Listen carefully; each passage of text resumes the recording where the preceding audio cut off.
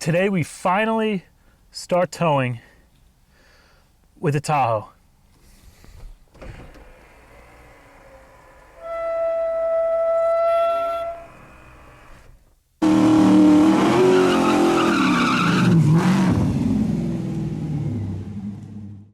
So before we get started, we just have to put some air in the back shocks. You guys remember a while back, I ended up lowering the back of the Tahoe. We put the Eibach lowering springs in the back just to level it with the front because it had quite a bit of a rake to it. But the problem with dropping it down, sure, it's gonna look nice, but if you go to put any kind of load on the back, a trailer or towing anything, the back is gonna sag down really low. Now, normally, a lot of these trucks would have adjustable air ride in the back where it'll detect the load, suspension comes down, and it'll air it up. This truck did not have that option. So what I ended up doing was installing these aftermarket Airlift Air Bags. They're connected to this little straighter valve right here. And all we're gonna do is put air in here, then that's gonna fill up that red airbag that sits inside of the spring and therefore lift the back suspension up so we can accommodate for the extra weight with the car and the trailer on the back. So to show you guys how easy these work, I'm just gonna use my air compressor with an air chuck, fill them up, and you'll actually be able to see the suspension go up as the airbags fill. So right now they're completely empty, 0 PSI.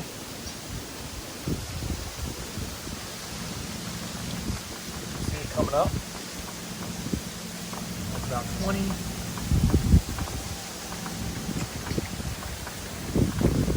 That's about 40.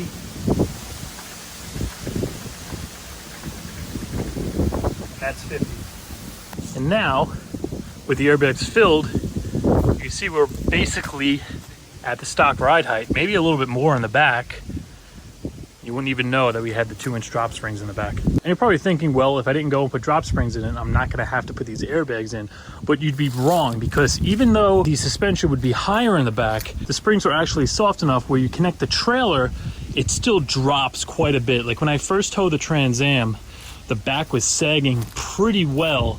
It was nowhere near level, which is where you want it when you're towing something. So even if you're running stock springs, I would definitely recommend getting these airbags because it's going to allow you to bring the suspension up and level it out when you put a trailer on the back. So for actually towing here, I'm just using this 3-way Harbor Freight hitch adapter. It has different capacities, and the one we're going to be using is the middle one that takes 5,000 pounds. And that just flips into the stock hitch. I have a pin going through there with a lock on it, and we have our connector right here. I actually have an adapter because the U-Haul trailer has like a little kind of 3 or 4 pin piece, so you need an adapter to go from that to the universal trailer plug. So before we go and get the Trans Am loaded up, I'm just going to give you guys a quick little walk around on the trailer. Now obviously I rented this from U-Haul. It cost me 60 bucks for the day, and it's a pretty simple trailer to use. It just has 2 straps that wrap around the front wheels and hold it down from there. And that's really it. It doesn't have much else in terms of securing the car. They do give you a little chain in the back here, which is kind of just like a backup in case all else fails. It just goes over the back axle and you can hook it either here or here. If it was me, or if I own the trailer, I personally would use straps to kind of wrap around the axle and ratchet strap it down in the back as well. Unfortunately, that's just the way it's designed. That's all they give you for the back, and all the real kind of holding down is done by the front here. You have the jack, master cylinder for the brakes, and then the breakaway mechanism. As for the actual lights, they all seem to use this little kind of 3-4 pin adapter piece, and then you just have to go there with your own piece. This is what's actually on the Tahoe, this connector here. So you just use this adapter to connect from that to this, and that'll go actually into the truck itself. U-Haul might supply them. I have my own. I never really ran into a situation where I needed them to give me one, but I'm sure if you need one, you could probably buy one from them when you actually pick up the trailer. Now, obviously, to get the car on the trailer, you're gonna need some kind of ramps. Those are stored right underneath the 2 tracks, and they just slide out by pushing down this latch and just pull them on out.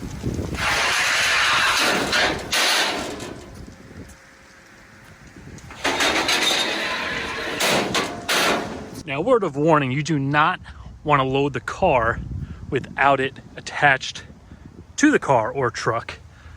And they actually give you a very kind reminder, stop, check hitch/coupler connection before loading, because obviously if we go and put a heavy car on the back of this trailer with nothing holding it back there, it's gonna wanna do a little bit of a wheelie. So make sure you're connected before you roll your car up. But with the trailer all ready to go, let's go grab the Tahoe, see how those airbags work.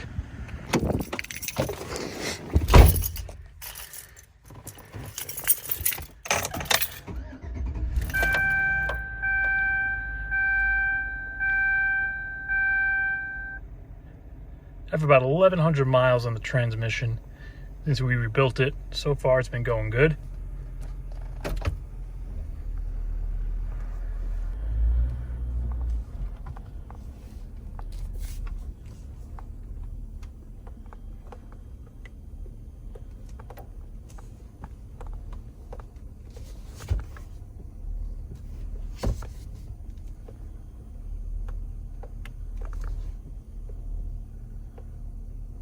Look at that.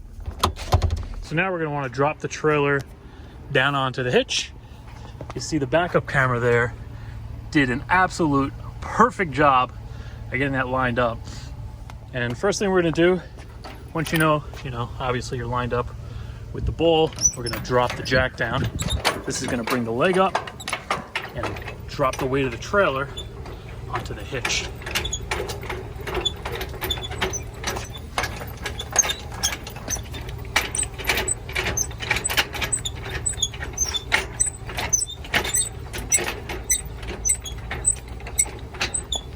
Sometimes you got to give it a little shake just to get it to drop down. Then this trailer just uses this kind of ratcheting lock. So we tighten this down, you'll hear it click, and that's going to push this forward and make sure the ball isn't going to pop out.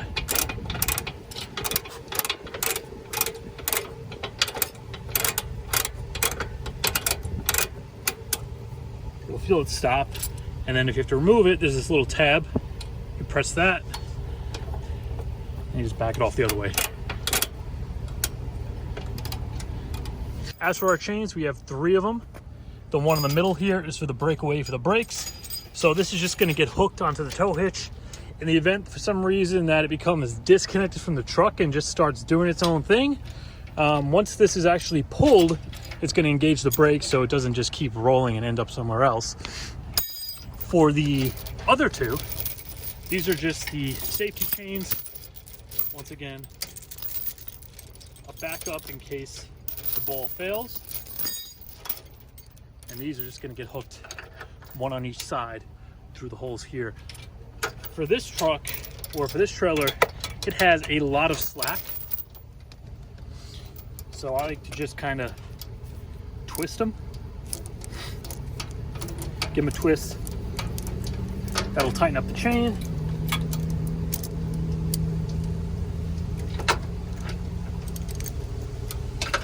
You just hook them like so. And it has this little rubber lock you can just put over it. Like so.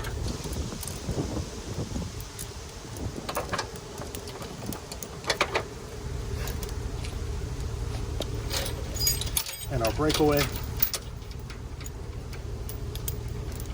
We'll just piggyback off of that guy. And lastly, but most importantly, well, equally important as the rest of the stuff, our lights, our brake lights, tail lights, turn signals. And just like that, we are all hooked up and ready to go. Before we load the car up, let's just give a little quick walk around, make sure all of the lights are working.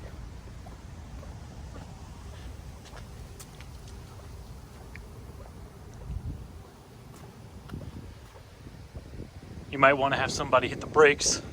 Just make sure the brake lights are working. Put the hazards on.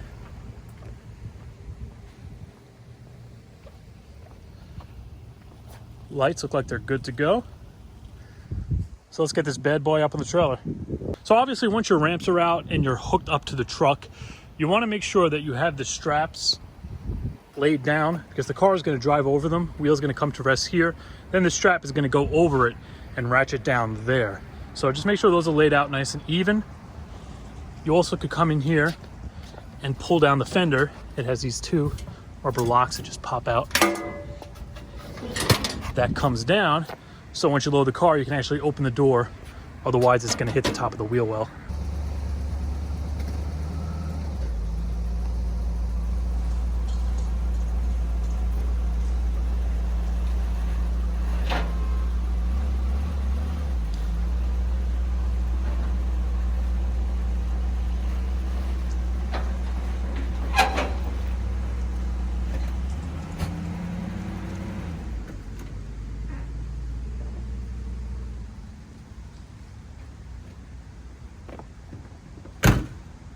All right, so the Trans Am is all the way forward.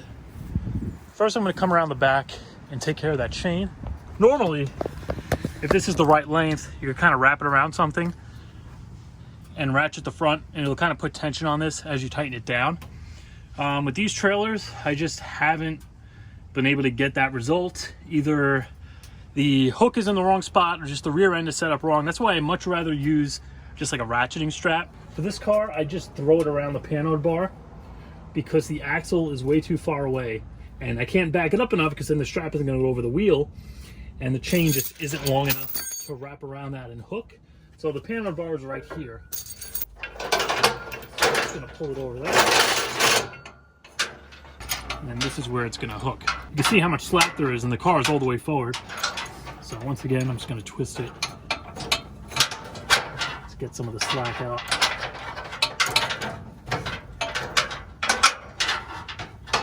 And they do give you a hook on this side as well, but the chain's too short, so it's not like you can really run it over there and diagonally hook it here.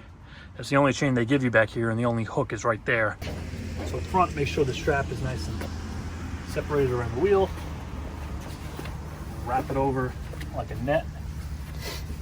And then the actual latch slides, so you could kind of pull it out from underneath, get it hooked.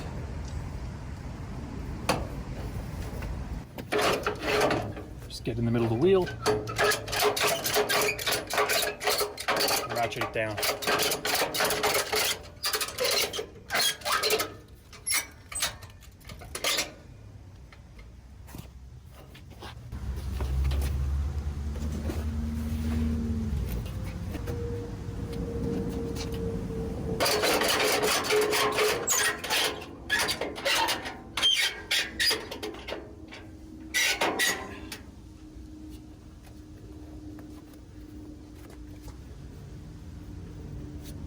Put those all tight and the chain looped in the back.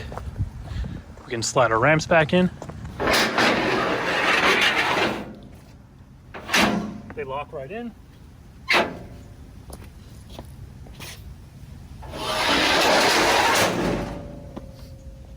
And we're ready to go. All right, so before we take it out, let's just give one more check. Got our ball over here. We got our pin through. Electrical's good. Breakaway's hooked up. Chains are hooked up. Jack is up.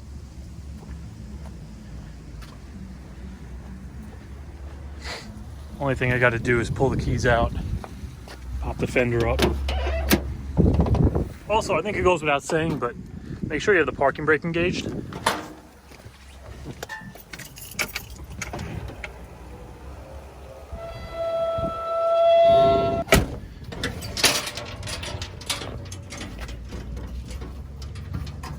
And before we pull out, let's just take a second to appreciate the great job the airbags are doing. Because when I brought this thing home, I did tow it with this. Anybody who's relatively new to the channel and didn't actually see the first episode in the Trans Am series, link it to the top of the screen. I used the Tahoe to bring it home, and I had the stock springs in the back. Since I put the 18s on it, I wanted to get rid of the rake where the back was too high up. So I put 2-inch eye-box springs in the back, leveling it out instead of raising the front. But then that gave me the problem where when I tow something, it's gonna squat like really low to the point where it's beyond the bump stops. So by putting those airbags in there, that allows me to fill it up and make up for not only the shorter spring, but just the sag that the back end takes in general when you hook something up. Because even with the stock springs, with the back kind of raked, the back was just very, very low when I brought it home. If I have a picture of that, I'll put it up so you guys can see what I'm talking about. That right there is with the factory springs with no air shocks or no airbags in the back. And just to give you an idea of how much they actually help, right now, you guys saw at the beginning of the video, I put 50 PSI in them. I'm gonna drain all the air out. I'm gonna see how far it actually comes down. Right now we are right at 50 PSI.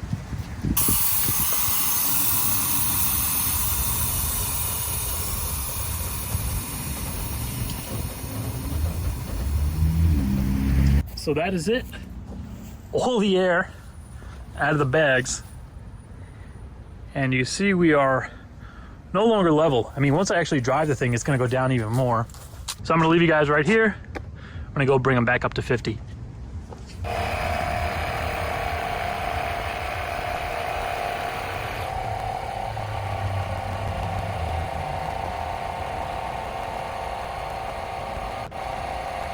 All right, we're ready to take off. We got 221,101 miles on the clock.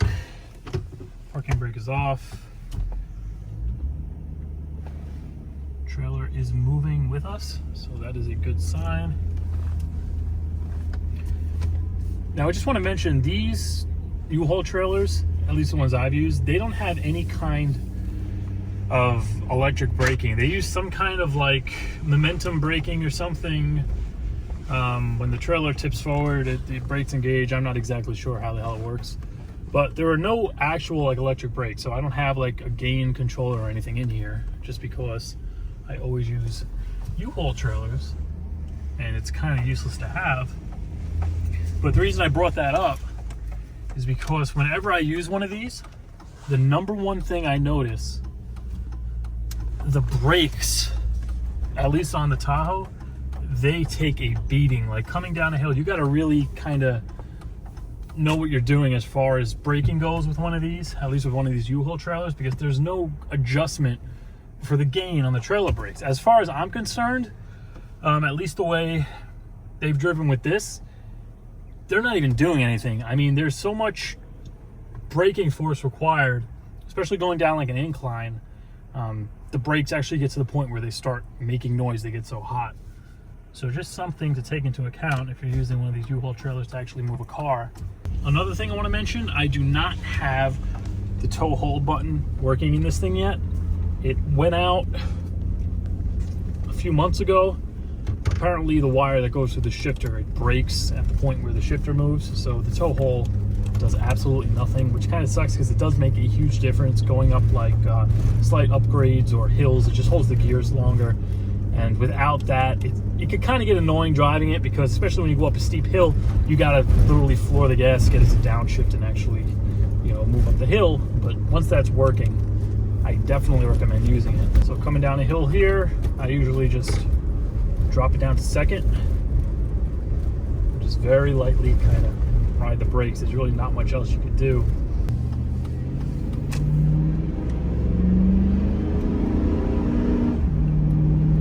Transmission has been great though. Really no complaints. Popped it back up to the drive now. Go through some turns down here. I know some people mentioned that going to the larger tire. I mean, now, before I had the 305s on it, so they were a lot larger. Right now it's got a 275, 65. It's a little taller than the stock tire. I think it's like a 32 or 32 and a half or something. So it's still taller than the stock tires that came on this thing. But really, I haven't noticed a difference as far as towing goes.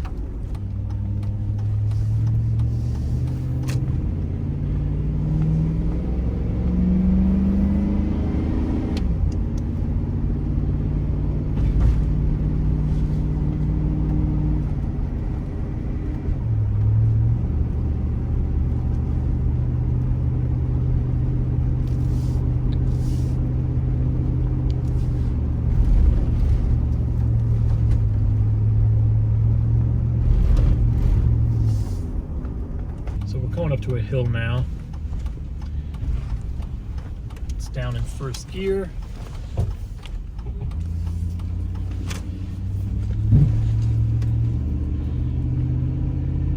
Partial throttle. second gear.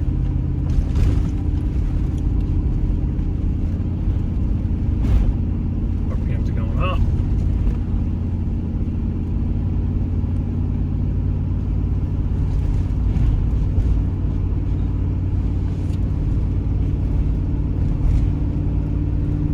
Kind of gotta get it to downshift. It doesn't hold first gear long enough where when you have it in tow haul, even if you're at like partial throttle, it'll hold that so you can make it up the hill easier. I noticed it a lot when we picked the Trans Am up. Just kind of the upgrades on the highway up in Connecticut, it would, you hit the button, it would almost immediately shift, or if you were just cruising along, you hit the button, it would downshift and give you some more RPM to kind of make it up the hill. Whereas when you're not using that, it's kind of like a dog trying to get up hills. As far as driving with the trailer, I mean, it's really no different than just driving without one. It follows basically everywhere you go. Sometimes you feel the need, like you have to kind of take a wide turn. Most of the time, you don't even need to. You can see easily in the side mirror, the trailer just clears even kind of sharp turns relatively easily.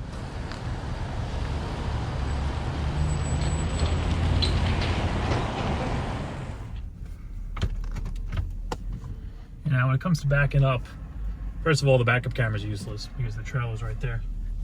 But you just have to use your mirrors, and as you turn the wheel, the trailer's going to go the opposite way. So I'm going to aim for those lines right back there.